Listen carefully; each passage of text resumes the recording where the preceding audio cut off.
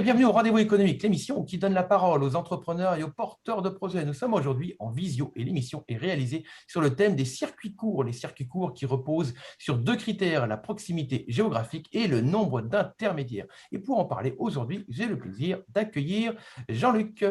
Jean-Luc, donc les circuits courts, ça signifie quoi pour toi?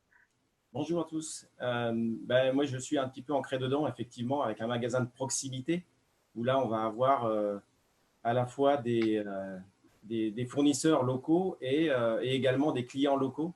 Je suis quand même un intermédiaire, mais un seul est encore dans les circuits courts. Un intermédiaire, ça reste encore dedans. Je suis pas éliminé de cette catégorie-là. Ensuite, moi, je suis caviste. Je vends du vin qui est avec une connotation très ancrée sur un territoire. On ne boit pas un Bordeaux comme un Côtes-du-Rhône et on ne boit pas non plus un vin local comme un vin du monde.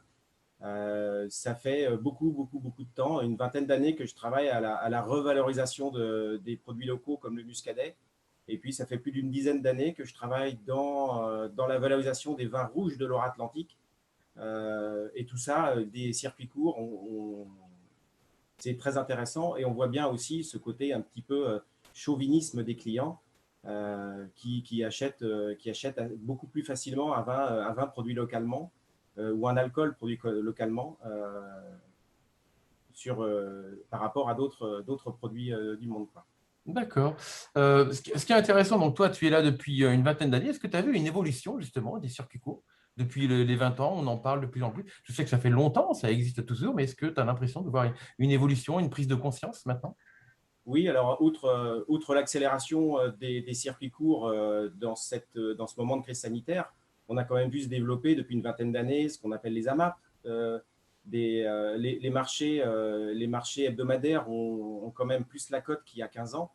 On voit quand même un mouvement global, général de revalorisation et puis de poser du sens également sur nos achats. Il y a aussi toute cette notion de consomme-acteur également et je crois que la proximité, on la voit un peu plus aujourd'hui avec cette crise, avec des gens qui veulent aussi avoir un contact humain, avoir plus d'humanité lorsqu'ils font leurs activités. Et donc, les circuits courts et les producteurs comme les magasins intermédiaires comme le mien, on le voit en coupe. D'accord. Et tu as l'impression que maintenant, aujourd'hui, tous les points de vente comme le tien, les commerçants comme toi, ils jouent le jeu. Comme tu es aussi président de l'Union des commerçants de Carquefou, est-ce que tu as le sentiment que tout le monde joue le jeu à favoriser justement les circuits courts et les producteurs locaux? Oui, c'est ce qu'on voit. On voit quand même une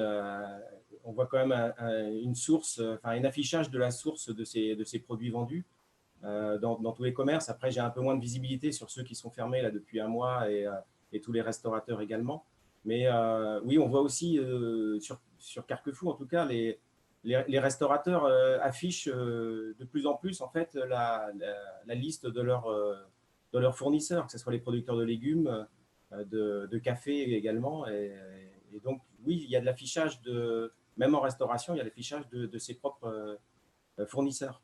D'accord. Et ça, c'est plutôt bien, c'est plutôt une bonne chose, ça c'est important. Dis-moi, où est-ce qu'on te retrouve quelque part sur Internet? Oui, mais après, c'est assez simple, hein. Moi, j'ai un site vitrine, hein, ça s'appelle Une bonne bouteille à Carquefou. On va Donc, pas je se suis sur tromper. les réseaux, effectivement. Après, mon ambition est assez limitée, hein. J'ai une clientèle assez locale.